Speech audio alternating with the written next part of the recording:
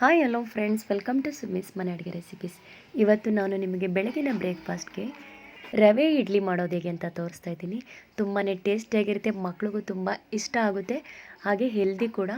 ಒಮ್ಮೆ ಇದನ್ನು ಟ್ರೈ ಮಾಡಿ ನೋಡಿ ಎಷ್ಟು ಸಾಫ್ಟಾಗಿ ಮೆದುವಾಗಿ ಬಂದಿದೆ ಅಂತ.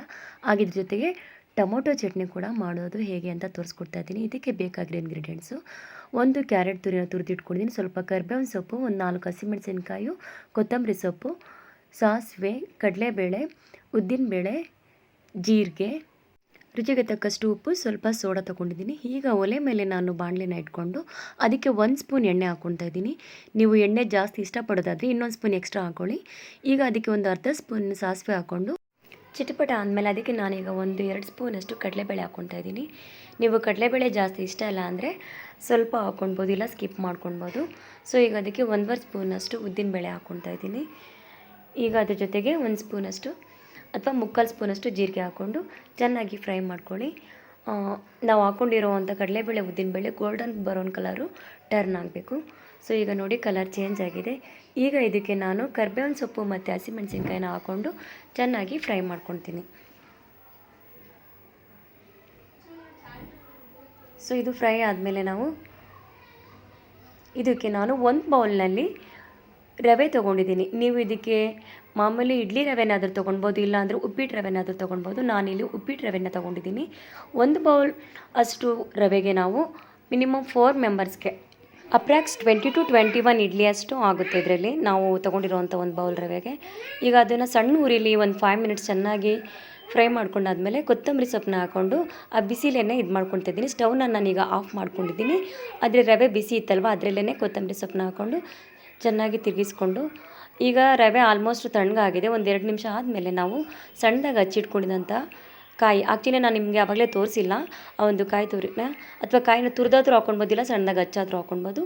ಕಾಯಿ ಮತ್ತು ಕ್ಯಾರೆಟ್ ತುರಿನ ಹಾಕ್ಕೊಂಡು ಅದ್ರ ಜೊತೆಗೇ 1 ಬೌಲ್ನಷ್ಟು ಮೊಸರನ್ನ ಹಾಕ್ಕೊಂಡು ಚೆನ್ನಾಗಿ ತಿರುಗಿಸ್ಕೊಳ್ತಾ ಇದ್ದೀನಿ. ಮೊಸರನ್ನ ನೀವು ರವೆ ಒಂದು ಸ್ವಲ್ಪ 2 ಮಿನಿಟ್ಸ್ ಆದಮೇಲೆ ಹಾಕ್ಕೊಳ್ಳಿ, ಬಿಸಿ ಇದ್ದಾಗ ಹಾಕೋಕೆ ಹೋಗಬೇಡಿ. 2 ಮಿನಿಟ್ಸ್ ತಣ್ಣಗಾದ್ಮೇಲೆ ಹಾಕ್ಕೊಳ್ಳಿ. ಹಾಗೆ ಅದೇ ಬೌಲಲ್ಲಿ ನಾನು ಮೊಸರು ತೊಗೊಂಡಿದ್ದಾನೆ, ಅದೇ ಬೌಲಲ್ಲಿ ಒಂದು ಅರ್ಧದಷ್ಟು ನೀರನ್ನ ಹಾಕ್ಕೊಂಡು ತಿರುಗಿಸ್ಕೊಳ್ತಾ ಇದ್ದೀನಿ. ನೀವು ಒಟ್ಟಿಗೆ ನೀರು ಹಾಕೋಕೆ ಹೋಗಬೇಡಿ, ಹದ ನೋಡಿಕೊಂಡು ಸ್ವಲ್ಪನೇ ನೀರು ಹಾಕ್ಕೊಂಡು ತಿರುಗಿಸ್ಕೊಂಡು ಹೋಗಿ, ಅದ ಗೊತ್ತಾಗುತ್ತೆ. ಜಾಸ್ತಿ ತೆಳ್ಳಗಿದ್ರೂ ಸರಿ ಇರಲ್ಲ, ಹಾಗೆ ಗಟ್ಟಿಗಿದ್ರೂ ಸರಿ ಇಲ್ಲ. ಈಗ ನಾನು ಸ್ವಲ್ಪ ಸಾಲ್ಟನ್ನ ಆ್ಯಡ್ ಮಾಡ್ಕೊತಾ ಇದ್ದೀನಿ.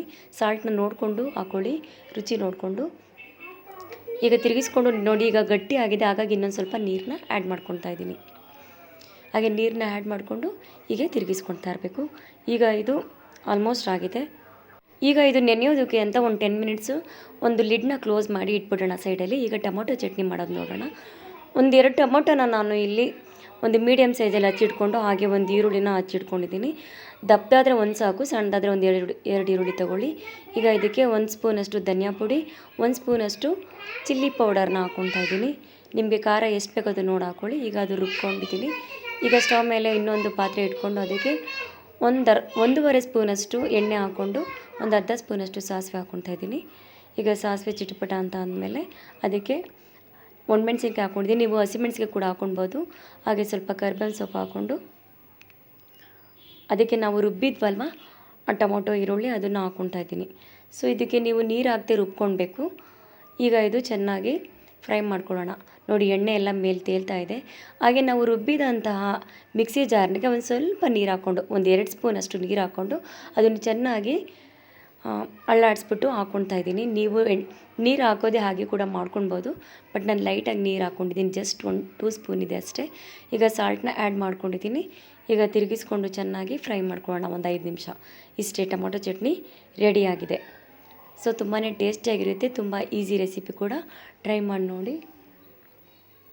ಈಗ ನಾನು ಇಡ್ಲಿ ಕುಕ್ಕರ್ನಲ್ಲಿ 1-2 ಲೋಟದಷ್ಟು ನೀರನ್ನ ಇಟ್ಬಿಟ್ಟು ಕಾಯೋದಕ್ಕೆ ನಾವು ನೆನೆಸಿಟ್ಟಿದ್ವಲ್ವ ರವೆ, ಅದಕ್ಕೆ ಈಗ ನಾನು ಸೋಡಾನ ಮಿಕ್ಸ್ ಮಾಡ್ಕೊತಾ ಇದ್ದೀನಿ. ಒಂದು ಅರ್ಧ ಸ್ಪೂನಷ್ಟು ಸೋಡಾನ ಮಿಕ್ಸ್ ಮಾಡ್ಕೊಳ್ಳಿ. ನೀವು ಇದನ್ನು ಹಾಗೆ ಕಲಸಿಟ್ಬಿಟ್ಟು ಬೆಳಗ್ಗೆ ಕೂಡ ನೀವು ಹಾಕ್ಕೊಳ್ಬೋದು. ನೈಟು ಕಲಸಿ ಇಟ್ಬಿಟ್ಟು ಈ ರೀತಿ ನೀವು ಅದನ್ನು ಫ್ರಿಡ್ಜಲ್ಲಿ ಇಟ್ಬಿಟ್ಟು ಬೆಳಗ್ಗೆ ನೀವು ಇಡ್ಲಿ ಕುಕ್ಕರ್ನಲ್ಲಿ ಹಾಕ್ಕೊಂಡು ಬೇಯಿಸ್ಕೊಳ್ಬೋದು, ಬೇಗ ಆಗುತ್ತೆ.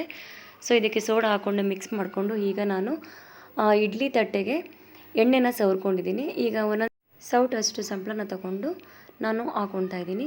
ಅದು 3/4 ಭಾಗ ತುಂಬಿದ್ರೆ ಸಾಕು, ಆ ಹೋಲ್ ಇದೆಯಲ್ವ ಅದಕ್ಕೆ. ಸೊ ಯಾಕಂದರೆ ಇಡ್ಲಿ ಹಾಗೆ ತುಂಬಾ ಸಾಫ್ಟಾಗಿ ಮೇಲೆ ಉಬ್ಬುತ್ತೆ, ಅದಕ್ಕೋಸ್ಕರ. ನೋಡಿ ಈ ರೀತಿಯೂ ಹಾಕೊಳ್ಬೋದು. ಇಲ್ಲಾಂದರೆ ನಾನು ಇದ್ರ ಮೇಲೆ ನೀವು ಕ್ಯಾರೆಟ್ ತುರಿನ ಕೂಡ ಮಕ್ಕಳಿಗೆ ಇಷ್ಟ ಆಗೋ ಥರ ಹಾಕೊಳ್ಬೋದು, ಇಲ್ಲ ಗೋಡಂಬಿ ಕೂಡ ಇಟ್ಕೊಳ್ಬೋದು. ಹಾಗೆ ನಾನು ಇನ್ನೊಂದು ಇಡ್ಲಿ ಪ್ಲೇಟ್ನಲ್ಲಿ ಈ ರೀತಿ ಕ್ಯಾರೆಟ್ ತುರಿನ ಕೆಳಗಡೆ ಹಾಕ್ಕೊಂಡು ಅದ್ರ ಮೇಲೆ ನಾನು ಸಂಪ್ಳ ಹಾಕ್ಕೊಳ್ತಾ ಇದ್ದೀನಿ. ನೀವು ಈ ರೀತಿ ಸ್ಟಾರ್ಟಿಂಗ್ ಕ್ಯಾರೆಟ್ ತುರಿ ಹಾಕ್ಕೊಂಡು ಅದ್ರ ಮೇಲೆ ಹಾಕ್ಕೊಳ್ಬೋದು, ಇಲ್ಲ ಮೇಲೆ ಕೂಡ ಹಾಕ್ಕೊಳ್ಬೋದು. ಮಕ್ಳಿಗೆ ಯಾವ ರೀತಿ ಇಷ್ಟ ಆಗುತ್ತೆ ಆ ರೀತಿ ಮಾಡಿ, ಇಲ್ಲಾಂದರೆ ಗೋಡಂಬಿ ಹಾಕ್ಕೊಳ್ಬೋದು. ಸೊ ನೋಡಿ ಎಲ್ಲ ಹಾಕ್ಕೊಂಡಾಯಿತು. ಈಗ ಒಂದು 10 ಮಿನಿಟ್ಸ್ ಇದನ್ನು ಮೀಡಿಯಮ್ ಫ್ಲೇಮಲ್ಲಿ ಚೆನ್ನಾಗಿ ಬೇಯಿಸ್ಕೊಳ್ಳೋಣ. ಸೊ 10 ಮಿನಿಟ್ಸ್ ಆಯಿತು. ಈಗ ಇಡ್ಲಿ ಬೆಂದಿದೆ. 10 ಮಿನಿಟ್ಸ್ ಆದಮೇಲೆ ನಾನೀಗ ಓಪನ್ ಮಾಡಿ ತೋರಿಸ್ತಿದ್ದೀನಿ. ನೋಡಿ ಈ ರೀತಿ ಬಂದಿದೆ. ಈಗ ಇದನ್ನು ನಾವು ಒಂದು ಸ್ಪೂನಲ್ಲಿ ತೆಗೆದಿಟ್ಕೊಳ್ಳೋಣ. ನೋಡಿ ಎಷ್ಟು ಚೆನ್ನಾಗಿ ಸಾಫ್ಟಾಗಿ ಬಂದಿದೆ. ಎರಡೂ ಕಡೆ ತೋರಿಸ್ತಾ ಇದ್ದೀನಿ. ನಾನು ಕ್ಯಾರೆಟ್ ತುರಿ ಹಾಕ್ಕೊಂಡಿದ್ದಲ್ಲ ಅದು ಕೂಡ ನೋಡಿ ಈ ರೀತಿ ಇದೆ. ಸೊ ತುಂಬಾ ಮೃದುವಾಗಿ ಬಂದಿದೆ. ನೀವು ಕೂಡ ಇದನ್ನು ಒಮ್ಮೆ ಟ್ರೈ ಮಾಡಿ ಹೇಗೆ ಬಂತು ಅಂತ ನನ್ನ ಕಮೆಂಟ್ ಸೆಕ್ಷನಲ್ಲಿ ಕಮೆಂಟ್ ಮಾಡಿ ತಿಳಿಸಿ. ಹಾಗೆ ತಪ್ಪದೆ ಸಬ್ಸ್ಕ್ರೈಬ್ ಮಾಡ್ಕೊಳ್ಳಿ, ಲೈಕ್ ಮಾಡಿ, ಶೇರ್ ಮಾಡಿ, ಕಮೆಂಟ್ ಮಾಡಿ. Thanks for watching my channel.